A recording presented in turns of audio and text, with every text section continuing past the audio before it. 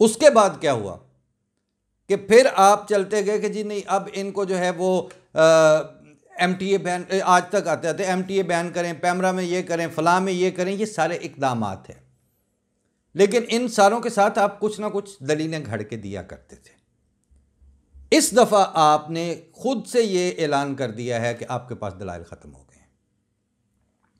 अगर आपके पास दलाइल ख़त्म हो गए हैं और आपने जुल्म जारी रखना है, इसमें अब आपकी एनालॉजी क्या डेवलप होगी, वो ये है कि मैं चला चिन्योट से, झंग से, शेखुपुरा से इस्लामाबाद की तरफ। रास्ते में मैं मोटरवे की बजाय दूसरी सड़क पे जा रहा हूँ, रात के 2 बजे का वक्त है। मेरी गाड़ी पर किसी चोर ने, डाकू ने हमला कर दिया है, रोक लिया है, मुझे लूटना चाहते हैं, मेरे साथ फैमिली है। मुझे अब अपने जान, माल, वक्त और बच्चों के दिफा के लिए उस वक्त किसी आइन के, किसी हुकूमत की कोई ज़रूरत नहीं है। अगर वो वहाँ पे मौजूद है मुझे बचाने के लिए, अगर आपका लॉ एंड ऑर्डर का सिस्टम इस तरह का मौजूद है, फाबिहा। ना हो तो ऐसा कभी भी नहीं हुआ दुनिया में किसी खित्ते में भी कि आप किसी की जान, माल, वक्त और इज़्ज़त के ऊपर और उसके सर्वाइवल राइट्स के ऊपर हमला करें तो वो आपसे आइन की शिकें पूछता फिरे। मुझसे वहाँ झंग के ही एक बाबे जांगली से कोई बात हुई तो मैंने कहा कि इसका फिर क्या तोड़ है। उसने कहा, हल्का कुत्ता जे थानू वड्डण आवे तो बंदूक का लाइसेंस थोड़ी वेखी दा। यानी जिस वक्त आपको हल्का कुत्ता काटने को आ रहा होगा तो आप उसको मारने के लिए ये थोड़ी चेक करेंगे कि ये मेरे पास जो गन आई है इसका लाइसेंस है कि नहीं है। वो आप कुत्ता मारेंगे उस वक्त। तो अगर आप बेदलील की स्टेज पर आ चुके हैं और आपने इकरार कर लिया है तो अब अपनी नॉनसेंस आपको बंद करनी पड़ेगी। क्योंकि अगर दलील की, जब तक आपके पास दलील का टैग लगा हुआ था तो फिर भी कोई वजह थी। अब रियासत को कूद के दरमियान में आने की जरूरत है कि अगर आपके पास दलील है कोई नहीं इनको काफिर कहने की, तो फिर तो एक वो आम जुल्म शुरू करने लगे हैं ना आप। तो क्या वो जुल्म इस वक्त पाकिस्तान के हालात में स्टेट और हुकूमत के लिए अफोर्डेबल है?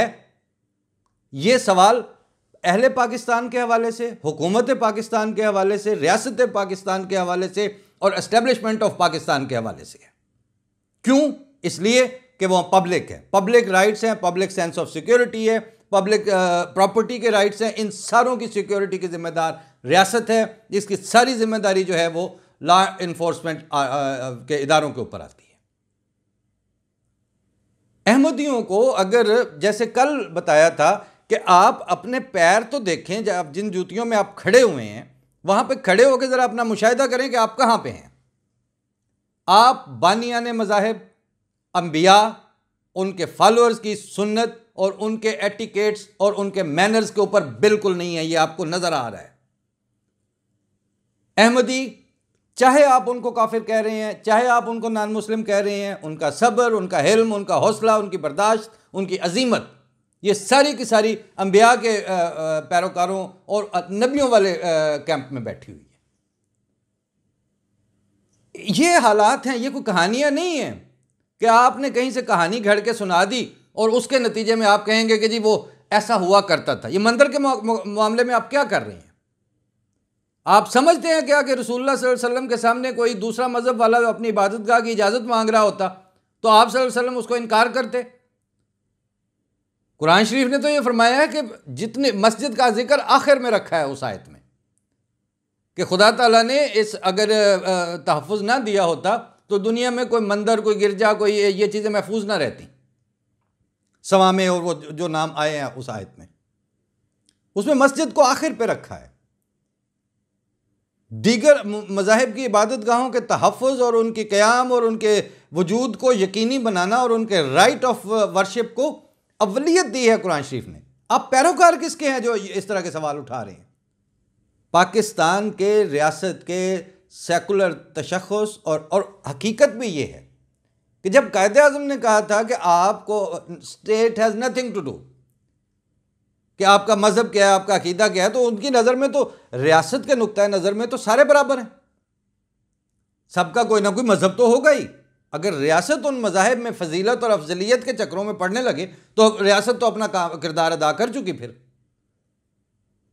इसलिए इस वक्त ये जेन्युइन मसला है कि अगर आपके पास, अब आपने ऐलान कर दिया कि दलील कोई नहीं है, तो अब आपको अपनी हरकतों से भी रुकना पड़ेगा, और अगर आप नहीं रुक रहे तो स्टेट की जिम्मेदारी है कि वो पहले से ज़्यादा आईनी हाथों के साथ आपको रोके।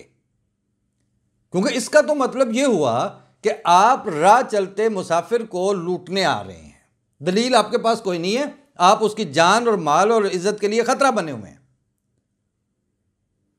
इस सूरत में अगर रियासत अपना किरदार अदा नहीं करेगी तो अब सिविल वॉर और खाना जंगियां और धड़ेबंदियां और ये सारा कुछ, ये तो नहीं है कि आपकी कायद-ए-आज़म यूनिवर्सिटी और आपके दूसरे तीसरे पंजाब यूनिवर्सिटियों में और हर जगह पे आपको तारीखें पढ़ाई जाएं, आपको हिस्ट्रियाँ बताई जाएं दुनिया के ममालिक की। अमेरिकन सिविल वार को आप पचाके मार मार के स्टडी करें, और 1857 में आप बताएं कि ये ऐसे ऐसे सलब हो गई थी आज़ादियाँ।